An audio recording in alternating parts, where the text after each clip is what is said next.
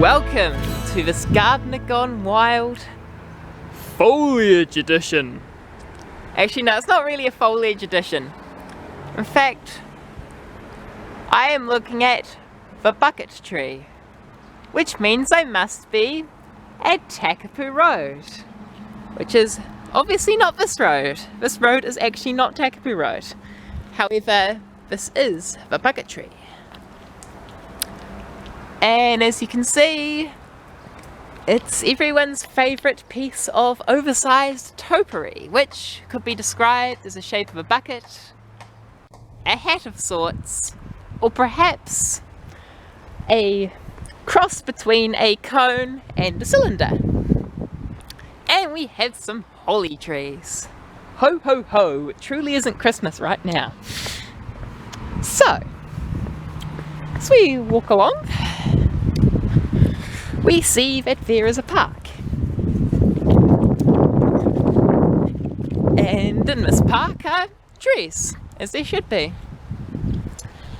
So I'm just going to go past these little cowries and these nice eucalyptuses and head across this nice stream here. So I have not been in this place for a while. I used to spend a lot of time over here, but yeah, you know, it's just be nice to have a good look at this place again. So going along, and over there is the Tawa stream. And if we go, wait, did I take a different way? I think I did, didn't I? I don't remember what way to take. Okay. Quick moment of technical difficulties. Forget I actually need to go by the lodge to go underneath the railway. Of course, knowing me, I forget these little crucial details. So as you can see, we have got the railway bridge.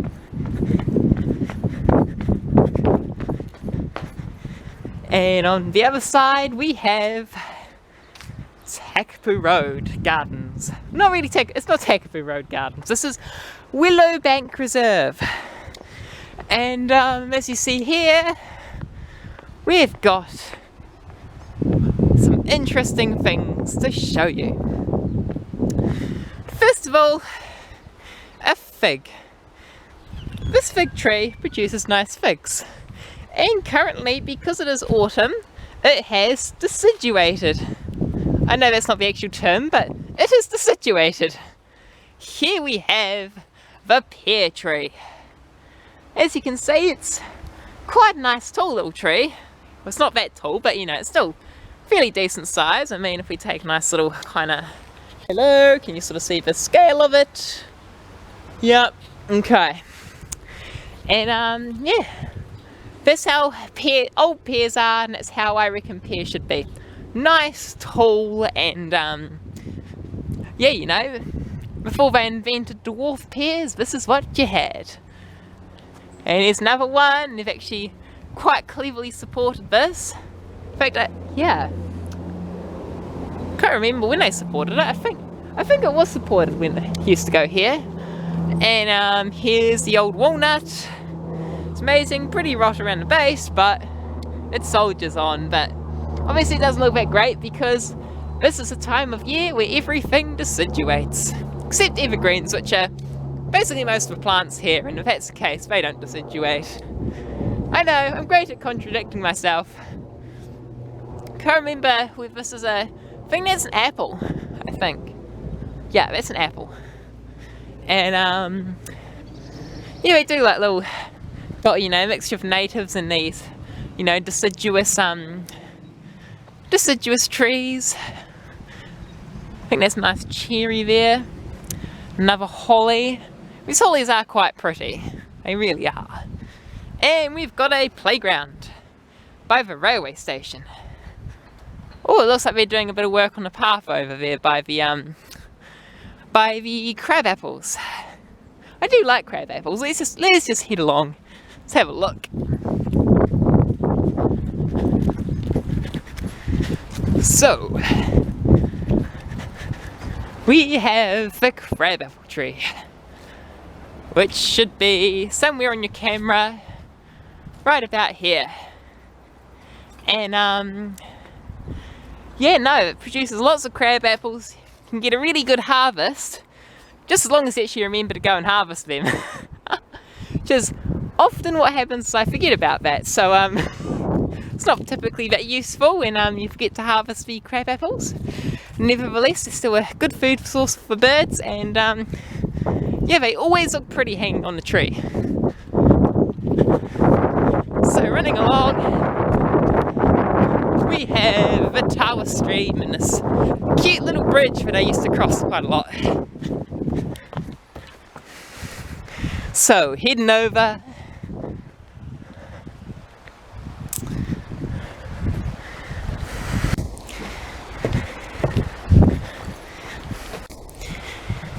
And then up this path leads this little bushwalk, which is quite neat.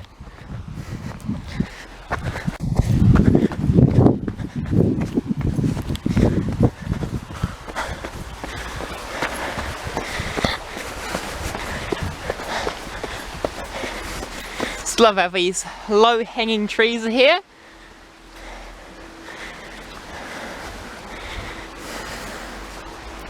It's a nice steep bank.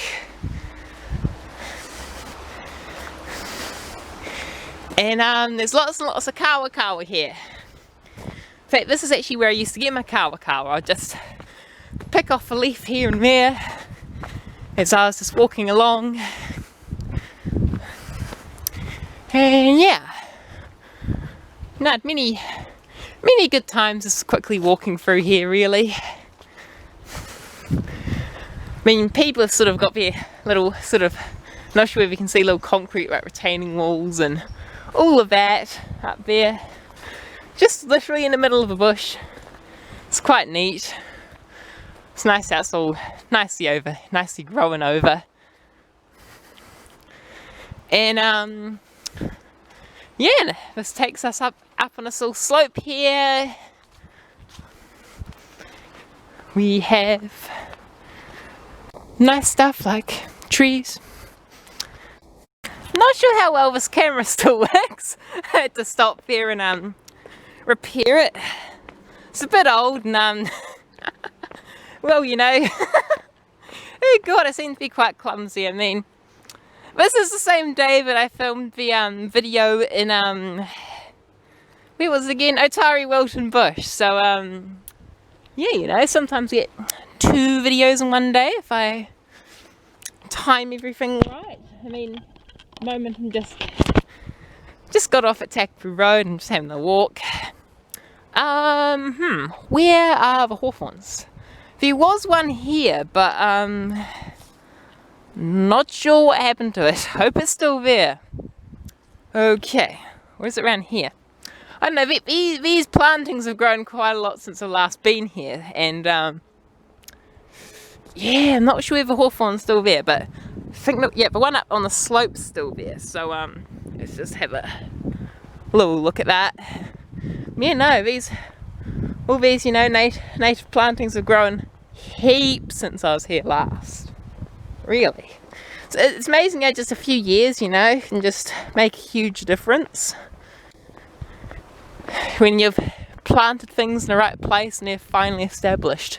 They can sometimes take quite a few years to establish, so yeah, always worth noting when you plant something. It'll seem to not do anything for a couple of years, and then it'll just shoot off. And here we have it. The hawthorn. So as you see, it's deciduated. I need to stop saying that, it just sounds crazy. And yeah, you know, when this comes out in spring, it produces hawthorns, which are small kind of berry. And the berry has a seed in the centre which you don't eat because it is a bit toxic, and always spit that one out. Obviously the berries are red. Before the berries form, they're covered in this lovely white blossom, and overall it's just a nice tree to look at. And hawthorns are quite a nice little snack to have a little nibble on while you're walking along, as I used to. As you can see, there are these silly stickers everywhere. How to make life more amusing. So yeah, it's just a nice path, and I don't think there's really too much more to note along here. Just got these banks have grown quite a lot since I was last here, and yeah, obviously a lot of this blackberry actually wasn't here, so surprising that's growing. But then they cut down a whole bunch of trees here a couple of years back, cleared some of it quite nicely for garden, and the rest kind of just jungulated. I know today I clearly sound like I'm linguistically challenged. However, I still wish to propagate these ridiculous and absurd terms. Terms? Anyway. So long we go. And I just love the way, you know, these trees sort of close over and make this little kind of canopy over.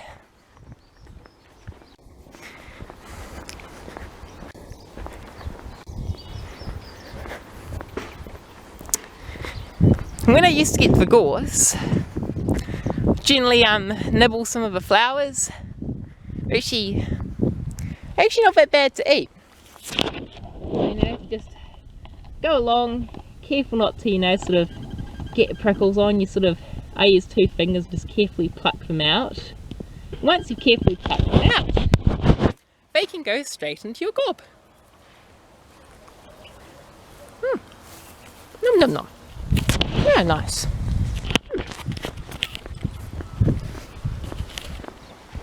I mean, I'm not the best person to describe tastes, so I guess you have to try that one for yourself. So if you got some gorse somewhere that don't harvest it right by railway, because they use heaps of sprays and that's not a smart idea. So if you just eat it, you know, a bit further away, it's always an interesting taste experience, definitely. It's quite nice. So I'm just going to head a bit further along. This is new. Never used to say Ara 403. This still used to be here. This little, I don't know, canal, drain, culvert, stream, brook, creek. I don't know. It's something. And that little Ara sign never used to be there. I know it doesn't seem terribly relevant, but I thought I'd add that in as we head further along. So as you can see here, we have this kind of enclosed structure that never used to be here before. And this just used to be open lawn, you know, and now it's some kind of dog park, as you can see by the dog running past. What great timing. They seem to be putting up quite a few of these, like the one they put up in Plymouton as well, and they've done, I think they did a bit of work on the Paraparam one as well not that long ago. So yeah, you know, whee! And that's the train going past. Here is the new Redwood Station shelter building thing. And believe it or not, we have rosemary planted. Yes, rosemary. All in a row. And little Hebe. And more rosemary. So we have lots of rosemary planted here. It's nice to see herbs being used in public plantings like this. And we have lavender. All in a row again. So no, I've only just seen that, so it's pretty neat we've done that. We have the throngs of commuters parking up their vehicles before they take the train into Wellington.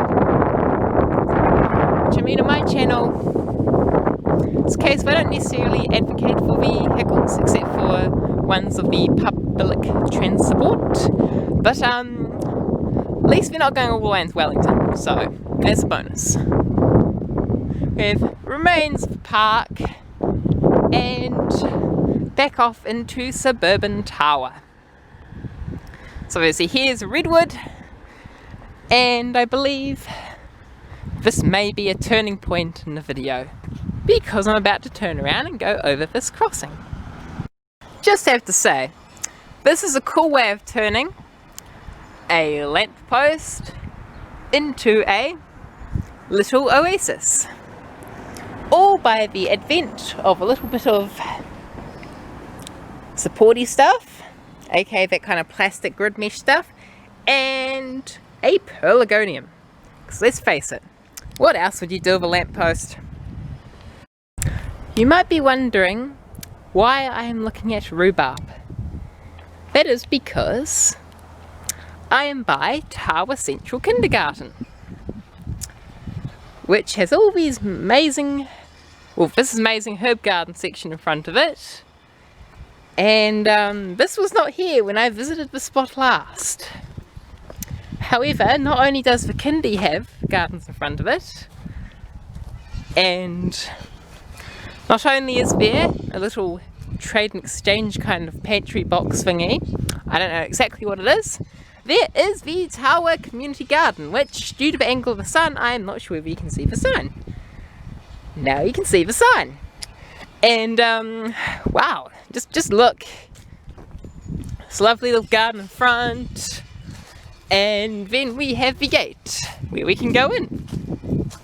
So what else would you use a gate for? So in we go into the gate, and they're doing work on the playground here. As you can see, we are in the middle of a garden. Just look how much is here. That's amazing what we've done here. This is just an amazing garden. I'd love to pop along here and do a pretty good thorough vid, but yeah, I'm just kind of wrapping up today's video. Got some fruit trees over here, and yeah, the beds are even numbered to help with crop rotation. And we have obviously permanent herbs for composts. We have asparagus, which is a very long-lived crop, so likes to have its own permanent home. And we've got some beets in this garden, and yes, we've even got the good old root minor of comfrey growing at the edge. So this is it for today. I hope you enjoyed watching. It's only a comparatively short video, and stay tuned for the next installment of Gardener Gone Wild, doing all sorts of cool things as usual. At least I think they're cool. Tell me if I'm cool. Or at least these videos are cool. Anyway, so that wraps up our video for today. Hope you enjoyed watching, and as always, please remember to subscribe if you haven't, like this cool video, and yeah, see you next time. Goodbye. And these are cool strawberries, by the way.